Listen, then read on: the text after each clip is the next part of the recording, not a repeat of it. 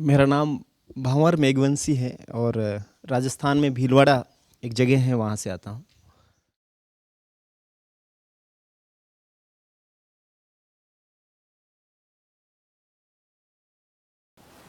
मेरे पूर्वज कपड़ा बुनने का काम करते थे। जिस कपड़े को लोग खरीद के ले जाते थे और वो कपड़ा उनके स्पर्श हो सकता था, उन खरीदारों के हम लोग स्पर्श नहीं कर पाते थे, क्योंकि हम अछूत तब भी माने जाते थे और अब भी माने जाते हैं। अब ना हम कपड़ा बुनते हैं और ना ही वो खरीदते हैं, लेकिन फिर भी वो जो जन्म से अछूतपन जो है वो अभी भी हमारी पहचान के साथ अटका हुआ है। मैं जब अपने स्कूल में गया और स्कूल से पहले ही हमें ये पता चलने लग गया, जब हम अपने से ऊपर की जाति के लोगों के साथ खेलने के लिए जाते थे तब हमें थोड़ा सा दूर खिसकाया जाता था, और यह कहते हुए कि हमारी सांसें उनके बच्चों की सांसों में मेल नहीं खानी चाहिए, क्योंकि उससे वो दूषित हो सकते हैं। स्कूल में वही परिस्थिति थी, थोड़ा सा दूर बिठाना, गद्दी पर नहीं बिठाना, या जब सज़ा देने का मौका आए तो सबसे पहले सज़ा देना, मुर्गा बनाना या ये सब चीज़ें। मेरे परिवार की 4-5 पीढ़ियों ने कभी अंडा नहीं खाया, मांस नहीं खाया, कोई दारू नहीं पिया, सिगरेट नहीं पिया, लेकिन हम स्कूल के टीचर ये मानते हुए कि हम तो अछूत हैं तो हम कुछ भी ला सकते हैं, तो वो अंडा लाने के लिए पैसा देते और उनके लिए अंडा खरीद के लाओ या कुछ और चीज़ें। तो उस तरह की पहचान के साथ और गांव में बिल्कुल एक तरफ रहना और किसी प्रकार का आदर और सम्मान क्या होता है वो शायद हमने तो कभी देखा नहीं, हमारे पूर्वजों ने भी देखा नहीं। उसी दरमियान गांव में एक हमारे जो भूगोल के टीचर हैं वो आते हैं और वो हमको खेलने के लिए बुलाते हैं, सब लोगों को, तो मैं भी उनके साथ खेलने के लिए जाता हूँ। और वो मुझे भंवर नहीं कहते हैं, भंवर जी कह कर के बुलाते हैं। तो मुझे लगा कि इससे ज़्यादा सम्मान की बात क्या हो सकती है। मेरे पिता को भी और मेरे दादा को भी जहाँ जी लगा के नहीं बोला जाता है, वहाँ अगर मुझे 13 साल की उम्र में जी लगा के बोला जाता है तो मुझे लगता है कि मैं कुछ हूँ, इसलिए मुझे ऐसा बुलाया जा रहा है। मैं आरएसएस में कैसे गया, ये आरएसएस में घुसने की एकमात्र कहानी है कि आरएसएस वो जो टीचर जो स्कूल में पढ़ाते थे वो गांव में आकर के शाखा लगाते थे और वही जी लगा के बात करते थे, तो हमें लगता था कि बहुत अच्छी बात है। फिर बातचीत में मौका देना, ये सब चीज़ें करना। मैं 5 साल आरएसएस में रहा। मैं स्वयंसेवक के नाते उसमें गया, मुख्य शिक्षक रहा, कार्यवाह बना, तहसील का बौद्धिक प्रमुख बना, फिर पहली कार सेवा में मैंने भाग लिया। मैं पहुंच नहीं पाया, आगरा में ही हमारी गिरफ्तारी हुई, 10 दिन हम गिरफ्तार रहे, फिर लौट आए। दूसरी कार सेवा से पहले एक अनुभव ने मुझे इस जगह छोड़ा कि मैं आरएसएस छोड़ दिया मैंने। जहाँ से मैंने आरएसएस की यात्रा शुरू की और मैं जिले में पहुँचा, उसी गांव में एक प्रोग्राम किया गया मेरे ही घर पे मेरे द्वारा, और 25 साधु संत आरएसएस के और प्रचारक और ये सब लोग आए। हमने कार्यक्रम किया और हमने कहा कि खाना हमने उनके लिए बनाया, और मैंने कहा कि आप खाना खाएं, मेरे यहाँ खाना।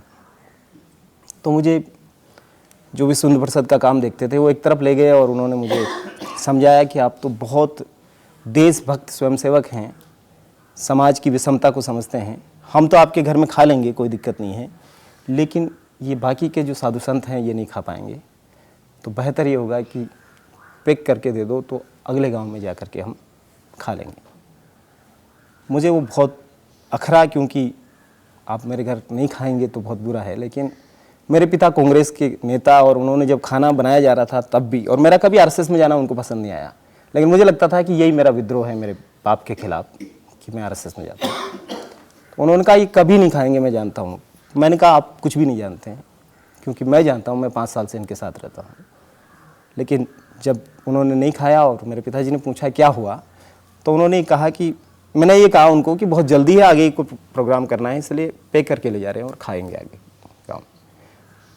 लेकिन उन्होंने खाया नहीं उस खाने को, पैक करवा के ले गए और 3 किलोमीटर पहले उस खाने को उन्होंने फेंक दिया। रात को 11 बजे दूसरे गांव में जा कर के एक ब्राह्मण वैद्य के घर में जा कर के खाना बनवाया, फिर खाया। और ये खबर जब मुझे दूसरे दिन मिली तब मुझे लगा कि उन्होंने केवल खाना नहीं फेंका है, उन्होंने 5 साल तक जो मुझे मेरी पहचान दी, मेरी पहचान को उन्होंने फेंक दिया। और उस दिन मैंने आरएसएस छोड़ दिया। फिर मैं भटकता रहा, कभी जनता दल में, कभी दलित सेना में, कभी राष्ट्रीय जनता दल में। एक बाहर की यात्रा थी जो अलग अलग दलों में, संस्थाओं में, और एक अंदर की यात्रा थी जो अलग अलग धर्मों में। मैं वहाँ एक पेंटिकोस्टल चर्च के पास्टर के पास गया और मैंने कहा कि मुझे क्रिश्चियन बनना है। तो उसने कहा क्यों बनना है? क्योंकि ऐसे कोई जाकर के तुरंत सीधे पूछता नहीं, शायद उनको भी किसी ने नहीं पूछा होगा, मैंने ही जाके सीधा पूछा। तो मैंने कहा कि मैं इसलिए बनना चाहता हूँ कि मैं आरएसएस में था और मैं उनको चिढ़ाना चाहता हूँ, इसलिए मैं बनना चाहता हूँ। तो उन्होंने कहा ऐसे चिढ़ाने वाले को हम क्रिश्चियन नहीं बनाते। इस तरीके से चलता रहा पहचान का सिलसिला। खैर मैं अब अपनी पहचान के सिलसिले में ज़्यादा नहीं जाना चाहता, लेकिन फाइनली आरएसएस से आजकल मैं मजदूर किसान शक्ति संगठन में हूँ, एमकेएसएस में। ज़्यादा बदला नहीं है, आर की जगह एम हो गया है, आरएसएस टू एमकेएसएस। और इस दरमियान क्रिश्चियन प्रिस्ट फादर और सूफी संतों और हिंदू संतों और नियो बुद्धिस्ट और जैन मुनियों के सबके चक्कर लगाते हुए अंत में फिर से मैं जिस जगह खड़ा हूँ, मुझे लगता है कि मेरा दलित होना ही मेरे लिए अपनी एक पहचान है। न मेरा हिंदू दलित होना कोई पहचान रखता है, न मेरा हिंदू मुस्लिम होना कोई पहचान रखता है, न हिंदू क्रिश्चियन होना और न हिंदू बुद्धिस्ट होना। क्योंकि हर जगह पे जहाँ भी दलित है वो अपनी पहचान के लिए वहाँ लड़ रहा है, अपने अधिकारों के लिए लड़ रहा है। ये जो व्यक्तिगत पहचान की यात्रा है, अब वो सामुदायिक अस्मिता के संघर्ष में बदल गई है। और वो जो गुस्सा था एक संगठन के प्रति या कुछ लोगों के प्रति, आज वो गुस्सा उस रूप में नहीं है। आज वो विचारधाराओं और सिद्धांतों के साथ कहीं टिक गया है। आज जहाँ हम काम कर रहे हैं राजस्थान में, हमारे तो मुद्दे, दुनिया बहुत आगे चली गई है, चांद पे चली गई है, लेकिन आज भी हम अपने ही घर के बाहर खाट पर बैठने के लिए आंदोलन कर रहे हैं। अपने ही गांव में कुएं पर पानी या हैंडपंप पे पानी भरने के लिए काम कर रहे हैं या चुनाव लड़ने के लिए काम कर रहे हैं। तो हमारी लड़ाई जो है वो अभी भी बुनियादी अधिकारों की लड़ाई है और अभी भी पहचान की लड़ाई है। तो हम अभी पहचान के लिए अपना संघर्ष जारी रखे हुए।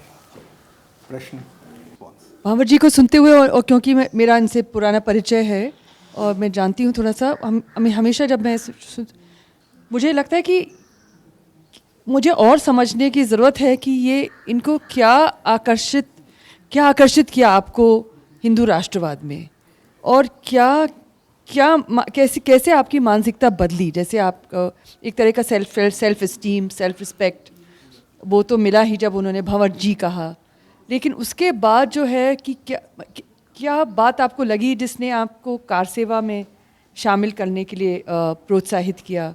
क्योंकि ये आपकी कहानी नहीं है, केवल कई सारे दलितों की कहानी है जो कि 1984 में जो एंटी सिख वायलेंस हुआ उसमें दलितों का इन्वॉल्वमेंट रहा, हिंदू राष्ट्रवाद बीएचपी आरएसएस में रहा है। तो क्या बात है जो गुजरात में दलितों और आदिवासियों का जिस तरह का दुरुपयोग हुआ है वो निश्चित रूप से गंभीर बात है, और ये दुरुपयोग पूरे देश में संभव है। मेरी पीढ़ी के जो लोग पढ़ लिख करके आए हैं, हम लोग पांचजन्य, पाथेयकन, ऑर्गेनाइजर जैसे अखबारों से बनते हैं, क्योंकि आपका कुछ भी वैकल्पिक चीज़ें हमारे को मिलती नहीं हैं। मैंने अंबेडकर को दत्तोपंत ठेंगड़ी के नज़रिए से पढ़ा है और उसके बाद रजनीश के नज़रिए से पढ़ने के बाद मैं अंबेडकराइट मूवमेंट के लोगों से समझ पाया हूँ। तो आपकी रीच, आपकी पहुँच इतनी देर से होती है कि तब तक आरएसएस भी पहुँचता है, तब तक कोई और भी पहुँचता है, और वो सारी विचारधाराएँ जब पहुँच जाती है तो आज पढ़ा लिखा 60% जो दलित हैं, आदिवासी हैं, वो आरएसएस के साथ या इसी किस्म के वो जो संगठन है उनके साथ हैं। तो वो खतरा तो है ही, और उस खतरे को कहीं कम करना है तो वहाँ काम करने की ज़रूरत है। जितना आज भी दलितों पे अत्याचार है उसको हम पूरी तरह से पहचानना बहुत ज़रूरी है, लेकिन जो परिस्थिति बदली है उसको भी तो साथ में देखना ज़रूरी है, क्योंकि आज इस देश में जितने शॉर्ट पीरियड में चेंज आए हैं, वो भी 5000 साल में नहीं आए, तो क्या हम इन दोनों परिस्थितियों को एक साथ नहीं देख सकते? जब लोग कहते हैं कि आज़ादी के 64 साल में कुछ नहीं बदला है, तो हम ही सबसे पहले खड़े होकर के प्रतिवाद करते हैं कि आप गलत कह रहे हैं, क्योंकि बहुत बदला है। जिस गांव में हमारे पूर्वज जूते हाथ में लेकर के निकलते थे और हम अपने बचपन में साइकिल पर बैठ कर के ठाकुर द्वारे से नहीं निकल पाते थे, आज अगर हम वहाँ मोटरसाइकिल से तेज़ गति से निकल पाते हैं तो बदलाव तो है, तो बहुत बदलाव है, इसमें कोई दो राय नहीं।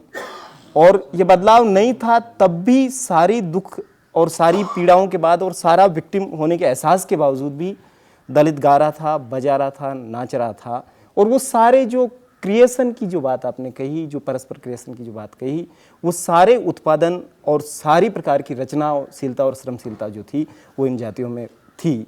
तो वो तब भी और आज भी हम सामंजस्य बिठा के चल रहे हैं कि जो लोग हमारे साथ दुर्व्यवहार कर रहे हैं उनके साथ भी हम दुर्व्यवहार नहीं करें। और मुझे लगता है कि वही बुद्धिज्म है और वही मानवता है और वही अम्बेडकरवाद है सच्चा, कि जब मैं ये मानूं कि मैं जब पावर में आऊं तब मैं आपके साथ वो व्यवहार नहीं करूं जो व्यवहार मेरे पूर्वजों के साथ आपने किया है। मुझे लगता है कि वहीं कहीं शांति के लिए एक आधार सिला बनता है। तो ये जो आपको जो सेग्रीगेशन, एक अछूत जो व्यवहार किया जा रहा था जिस तरह का, तो कभी ये कोशिश की जानने की कि किस कारण से ये है, क्यों ये किया जा रहा है?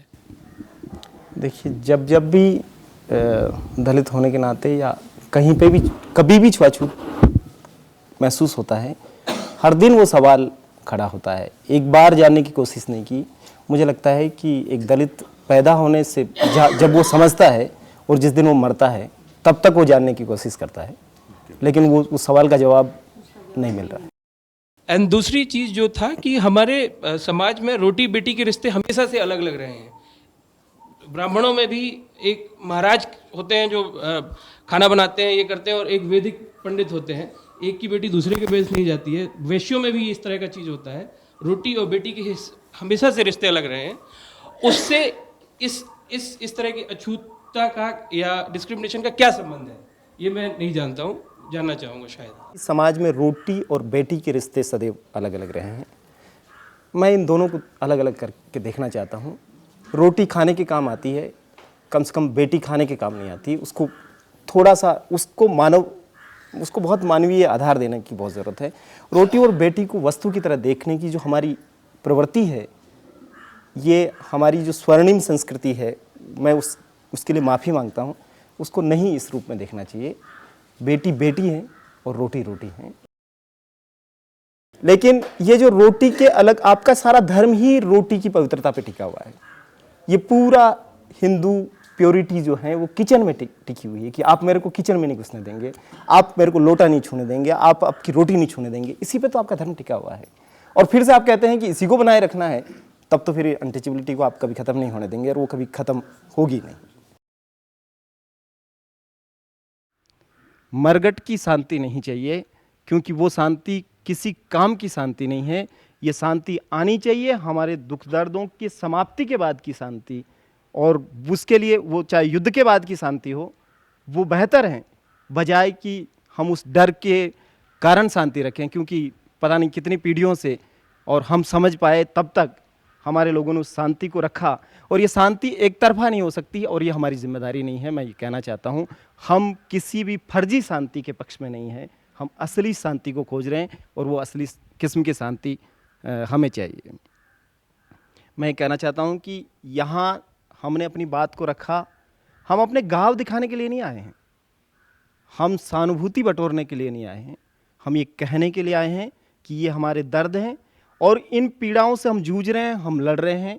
इन सारे दुखों के बावजूद भी हम चाहते हैं कि एक समानता का समाज हो, एक बराबरी का समाज हो और न्यायपूर्ण और समानता की शांति हो।